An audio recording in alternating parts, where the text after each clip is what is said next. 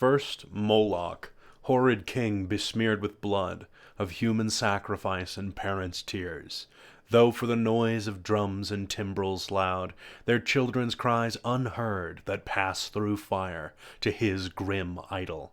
Him the Ammonite worshipped in Rabbah and her watery plain, in Argob and in Bashan, to the stream of utmost Arnon.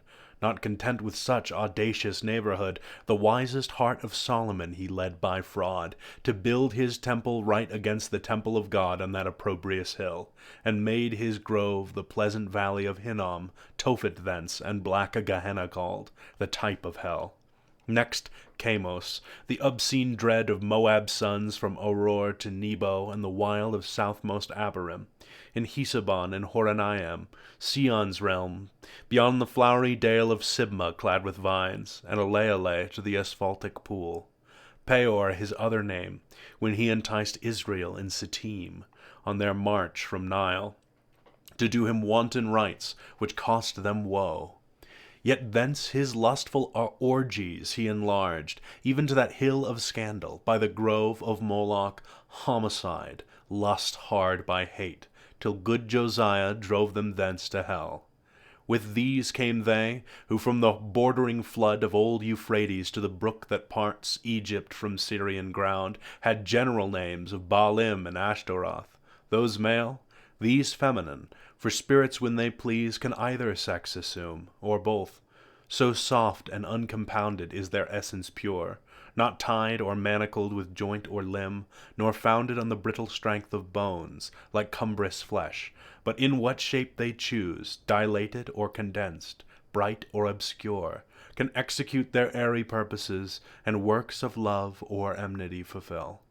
For those the race of Israel oft forsook their living strength, and unfrequented left his righteous altar, bowing lowly down to bestial gods, for which their heads as low bowed down in battle, sunk before the spear of despicable foes.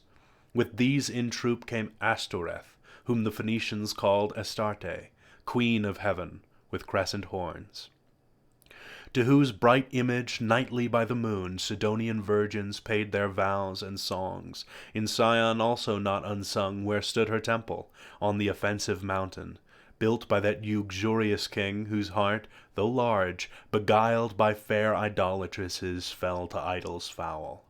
Thammuz came next behind, whose annual wound in Lebanon allured the Syrian damsels to lament his fate in amorous ditties, all a summer's day, while smooth Adonis from his native rock ran purple to the sea, supposed with blood of Thammuz yearly wounded.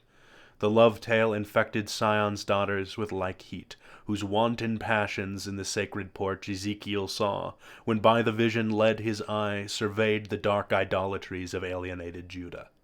Next came one who mourned in earnest, when the captive ark maimed his brute image, head and hands lopped off in his own temple on the Grunsel edge, where he fell flat and shamed his worshippers.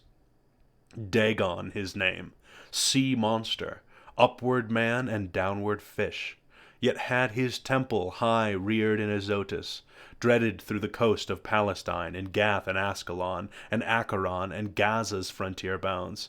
Him followed Rimmon, whose delightful seat was fair Damascus, on the fertile banks of Abana and far, lucid streams. He also against the house of God was bold. A leper once he lost, and gained a king. Ahaz his sottish conqueror, whom he drew God's altar to disparage and displace for one of Syrian mode, whereon to burn his odious offerings and adore the gods whom he had vanquished.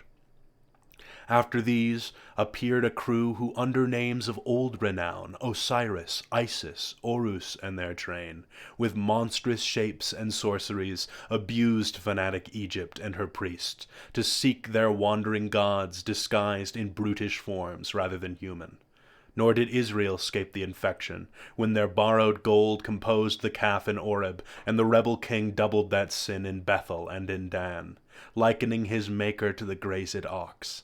Jehovah, who in one night when he passed from Egypt marching, equaled with one stroke both her firstborn and all her bleeding gods. Belial came last, than whom a spirit more lewd fell not from heaven, or more gross to love vice for itself. To him no temple stood, or altar smoked, yet who more oft than he, in temples and at altars, when the priest turns atheist, as did Eli's sons, who filled with lust and violence the house of God. In courts and palaces he also reigns, and in luxurious cities, where the noise of riot ascends above their loftiest towers.